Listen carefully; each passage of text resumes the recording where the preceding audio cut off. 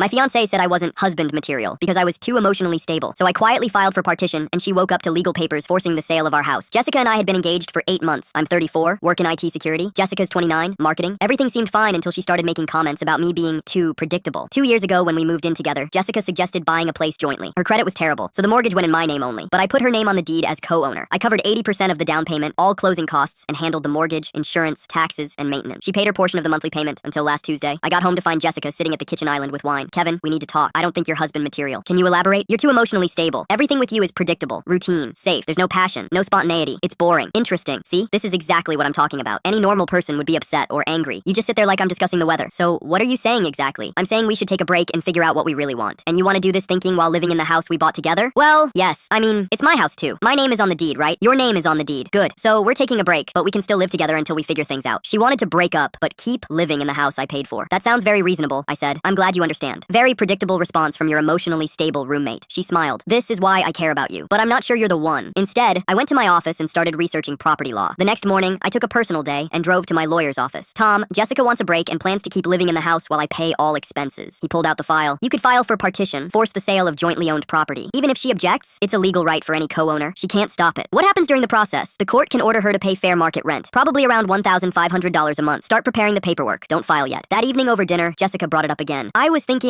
we should set ground rules. Like, we're not seeing other people yet. You want me to put my dating life on hold while you decide if I'm good enough? I just don't want either of us making impulsive decisions. Friday evening, she brought up the living situation again. Kevin, I really appreciate how understanding you're being about letting me stay here. A lot of guys would try to use the house as leverage. That would be manipulative. Exactly. I'm glad you're not that kind of person. You're stable and predictable, which is why I know you won't do anything drastic, because I'm too boring to make passionate decisions, just measured. I need someone who would fight for me, who would be devastated at the thought of losing me. Monday morning, Tom filed the partition petition. Around 2 p.m., I got a call from Jessica. Kevin, what the hell is this? These legal papers someone just served me at work. Oh, those. I'm exercising my legal right as a co-owner to force a sale of our jointly owned property. You can't do that without my permission. Actually, I can. Partition is a legal right for any property co-owner. Kevin, this is insane. Why are you doing this? Because you want someone more emotionally volatile, someone who makes passionate decisions instead of logical ones. I didn't mean you should sell our house. You can't have it both ways, Jessica. Either I'm emotionally stable and predictable, or I'm passionate and impulsive. Kevin, please, can we discuss this rationally? You said you didn't want rational. You wanted emotional intensity. I don't want to sell the house. Then you should have thought about that before you decided I wasn't husband material and wanted to take a break while continuing to live in my house rent-free. Within 2 weeks, Jessica received notice that an appraiser would conduct an evaluation. She tried multiple times to convince me to withdraw. This is going to cost us both thousands in legal fees. I'm prepared for that expense. What if I agree to pay you rent? The court will determine fair rental value, probably around $1,500 a month. I can't afford that. Then you'll need to find somewhere else to live. The house was appraised at $420,000. After paying off the mortgage and selling costs, we'd each walk away with about $70,000.